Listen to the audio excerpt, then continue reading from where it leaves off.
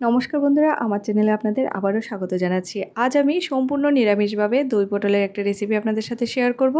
আমি যেভাবে এই রেসিপিটা তৈরি করেছি, আপনারা একবার রেসিপিটা তৈরি করে খেয়ে দেখুন, ভীষণই ভালো লাগে খেতে। আর এই রেসিপিটা লুচি, রুটি, পরোটা, ভাত, পোলাও সব কিছুর সাথে খেতে কিন্তু ভীষণই ভালো লাগে। নিরামিষ দিনে আপনারা অবশ্যই একবার এই রেসিপিটা বাড়িতে ট্রাই করে দেখতে পারেন।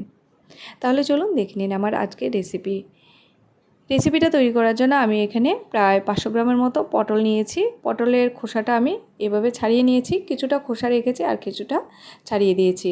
আর একটা ছুরি দিয়ে একটু একটু করে আমি চিড়ে দিয়েছি যেন ঝোলটা পটলের ভিতরে ঢুকে যায়। এবার রান্নার জন্য আমি কড়াইতে সর্ষের তেল দিয়ে দিয়েছি। রান্নাটা অবশ্যই সর্ষের তেলে করতে হবে।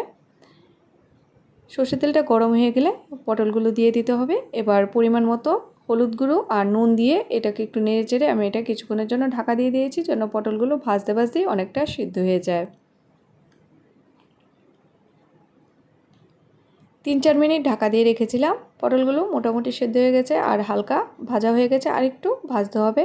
তাই আমি আবারও কিছুক্ষণের জন্য এটা ঢাকা দিয়ে দেব। পটলটা হতে হতে আমি এদিকটা একটা মশলা তৈরি করব। মশলাটার জন্য আমি এখানে কয়েক টুকরো আদা দিয়ে দিয়েছি, তার সাথে কাঁচা লঙ্কা, 10-12টা কাজু দিয়েছি। আর এখানে আমি চালমগজ নিয়েছিলাম, চালমগজটাকে আগে একটু ভিজিয়ে রেখেছিলাম। এবার সামান্য একটু জল দিয়ে এটার একটা পেস্ট তৈরি করে নিতে হবে। এই যে দেখুন, পেস্টটা আমার তৈরি করা হয়ে গেছে। আর এদিকটা কিন্তু পটলগুলো এবার ভাজা করা হয়ে গেছে। পটলটা প্রায় কিন্তু 80%-এর মতো ভাজতে ভাজতেই সিদ্ধ হয়ে গেছে। এরকম একটু লাল লাল করে ভেজে নিতে হবে। পটলগুলো ভাজা করা হয়ে গেছে, এবার এগুলো আমি নামিয়ে নিচ্ছি।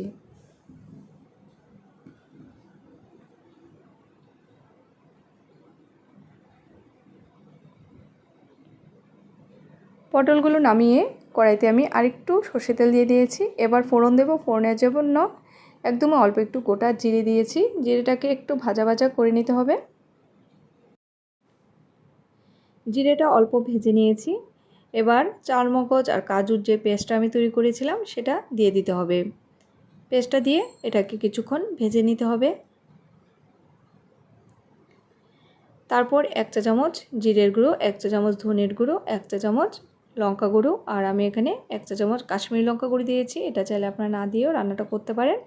স্বাদের জন্য একটুখানি নুন আর চিনি দিয়ে দিতে হবে। নিরামিষ রান্নাতে অল্প চিনি দিলে ভালো লাগে। তাই আপনারা যদি মনে করেন চিনি ছাড়া রান্না করবেন, তাহলে চিনি ছাড়াও রান্নাটা করতে পারেন। এই সমস্ত কিছু দিয়ে মশলাটাকে বেশ কিছুক্ষণ ভালো করে কষিয়ে নিতে হবে। এই যে দেখুন, মশলাটা থেকে তেল ছেড়েছে, আমি কিছুক্ষণ ভালোভাবে কষিয়ে নিয়েছি।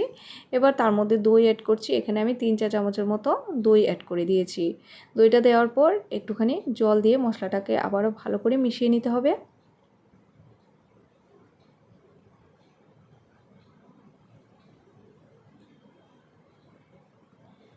এবার ভেজে রাখা পটলগুলো তার মধ্যে দিয়ে দিতে হবে।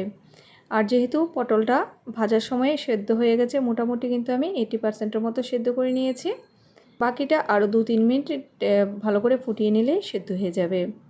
আমার রান্না কিন্তু একদমই কমপ্লিট। এবার পরিমাণ মতো কাসুরি মেথি, গরম মশলা গুঁড়ো আর 1 চা চামচের মতো ঘি দিয়ে দিতে হবে। রেসিপিটা অবশ্যই বাড়িতে একবার ট্রাই করে দেখবেন, ভীষণই সুস্বাদু হয় খেতে। রেসিপিটা যদি ভালো লাগে অবশ্যই কমেন্টস করে জানাবেন কেমন লেগেছে।